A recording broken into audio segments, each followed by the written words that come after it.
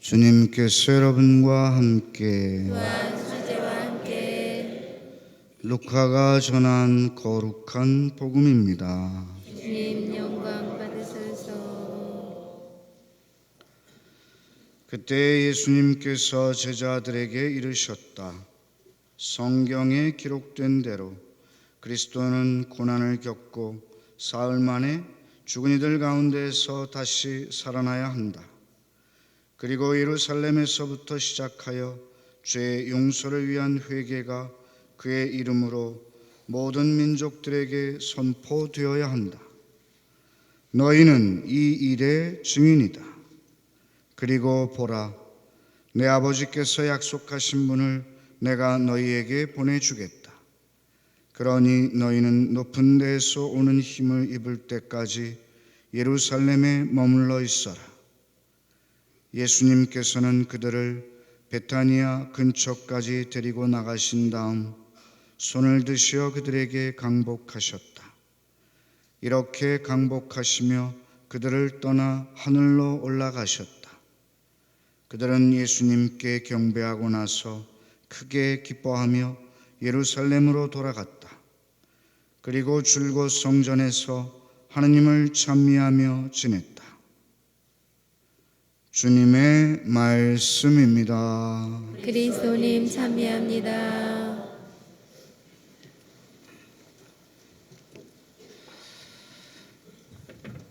참 예수님, 네, 여러분 안녕하십니까?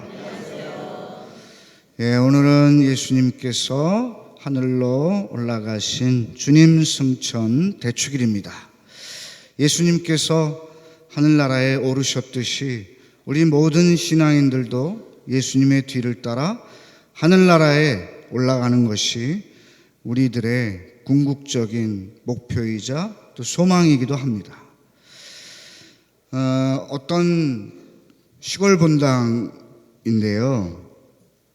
본당 신부님이 강론을 할 때마다 교중미사 때 우리 총회장님은 안 그러시지만 그 본당 총회장님이 맨 앞에 앉아서 코를 골고 주무시더래요.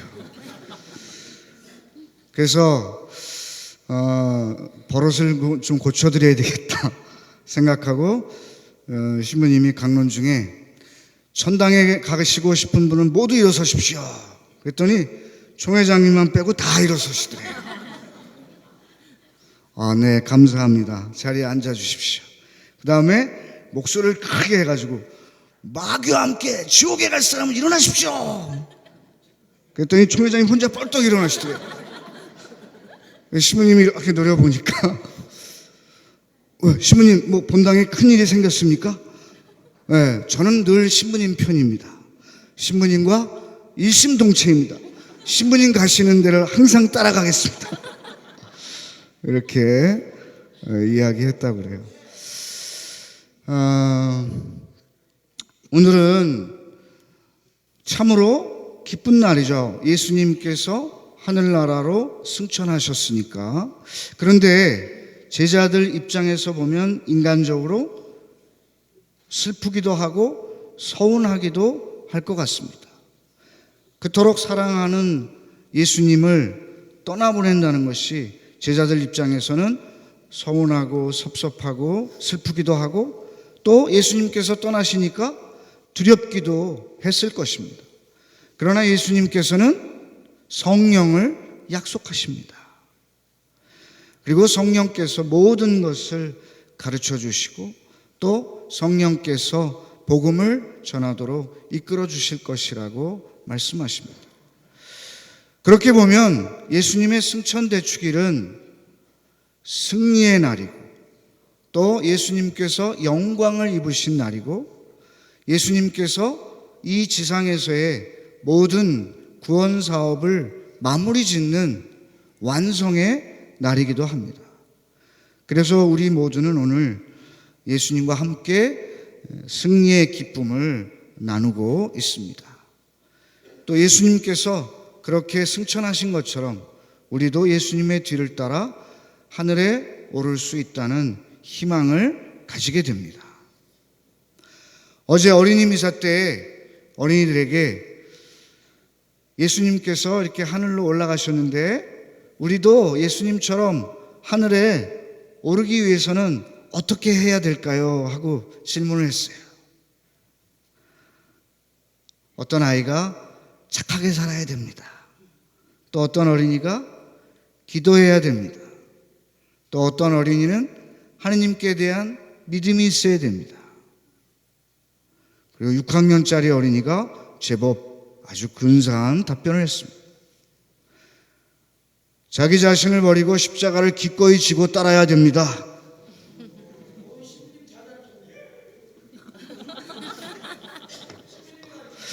그래, 여러분들은 하늘에 오르기 위해서 어떻게 해야 한다고 생각하십니까? 한번 생각해 보십시오.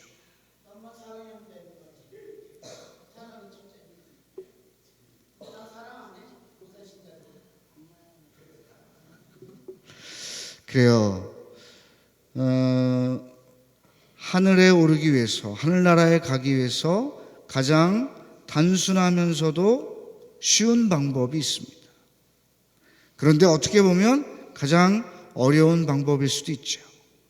하늘에 오르기 위해서는 우선 죽어야 됩니다. 맞아요? 틀려요? 죽어야 됩니다. 안 죽으면 못 가요. 그런데 이것은 생물학적인 죽음만을 의미하는 것은 아닙니다. 영적인 죽음을 뜻하는 것입니다. 여기서 죽는다는 것은 어떤 의미입니까? 자기 자신을 버리는 것입니다. 자기 자신을 내려놓고 온전히 비우는 것입니다. 그 6학년짜리 꼬마아이가 자신을 버리고 십자가를 지고 기꺼이 따르는 것, 그것이 바로 그런 의미에서의 죽음입니다. 예수님께서 하느님이시지만 이 세상에 오시기 위해서 어떻게 하셨습니까? 하느님으로서 죽으셨습니다. 하느님으로서 죽으셨기 때문에 인간이 되실 수 있었습니다. 하느님으로서의 모든 영광, 이런 것들을 다 비우시고 버리시고 우리와 똑같은 인간이 되셨습니다. 인간이 되어 오셔서 우리와 함께 사셨던 예수님께서는 다시 하나님이 되기 위해서 어떻게 하셨습니까? 당신 자신의 모든 것을 아낌없이 내어주셨습니다. 병자들을 축복해 주시고 또 가난한 사람들을 보듬어 주셨습니다. 하느님의 사랑을 온전히 전해 주셨습니다. 그리고 그것도 모자라서 십자가에 못 박혀 돌아가시고 피와 물까지 다 쏟아내셨습니다. 그리고 당신의 살과 피까지 우리에게 내어주셨습니다. 이렇게 온전히 자기 자신을 비우시고 내어주시는 사랑의 죽음, 이것이야말로 우리가 하늘나라에 올라갈 수 있는 유일한 방법입니다. 가장 단순하고 쉬우면서도 어찌 보면 가장 어려운 방법입니다. 우리도 예수님의 뒤를 따라 하늘나라에 오를 수 있도록 내 자신이 버려야 할 것은 무엇인지, 비워야 할 것은 무엇인지 깊이 생각해 보시기 바랍니다. 오늘은 또한 어버이날이기도 합니다.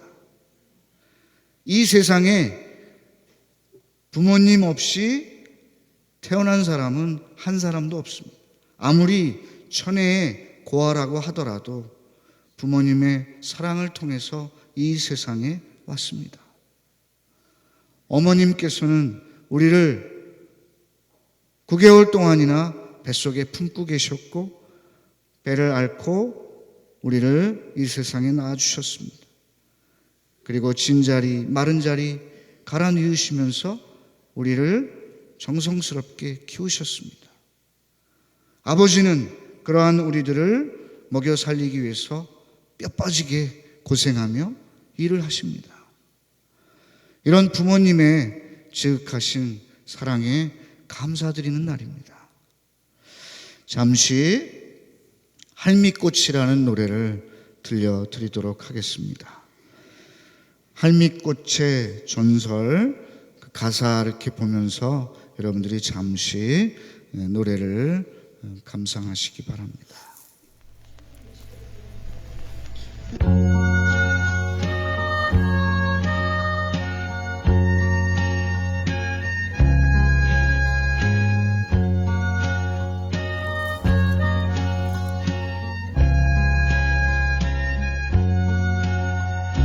찬바람 몰아치던 겨울이 가고 눈 녹은 산과들에 봄이 오면 무덤가에 피어나는 할미꽃이여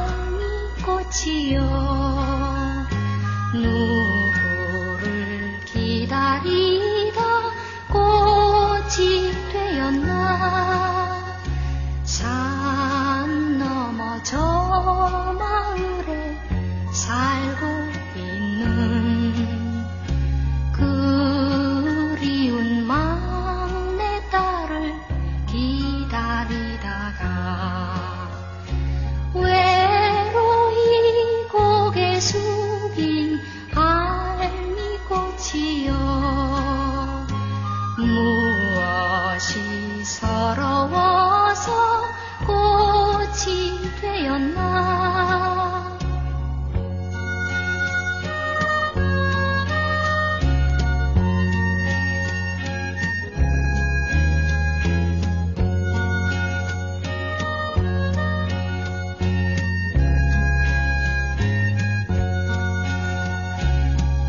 뻐꾸기 봄날을 노래 부르고 얼었던 시냇물은 흘러가는데 슬픈 사연 전해주는 할미꽃이여 애타는 그 마음이 따스하여라. 네, 잘 들으셨죠? 그 밑에 자막이 잘 보이셨는지 모르겠습니다만 그 자막에 할미꽃의 전설, 물론 가사 내용도 나옵니다만 할머니가 세 딸을 두었는데 큰 딸은 장터에서, 둘째 딸은 고개 너머에서, 셋째 딸은 아주 멀리 이렇게 가난한 시골에서 살았는데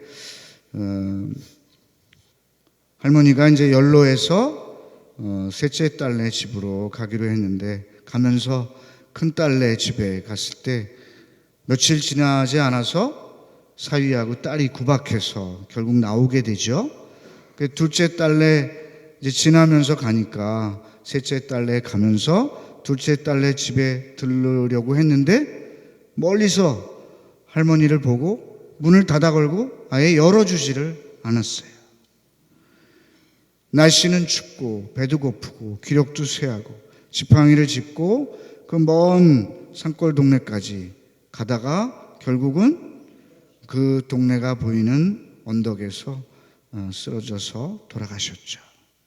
그것을 막내 사이가 발견하고 양지 바른 곳에 묻어드렸는데 그 이듬해에 할머니와 닮은 허리가 굽은 그런 꽃이 피었다고 해서 그 꽃의 이름을 할미꽃이라고 이렇게 부릅니다.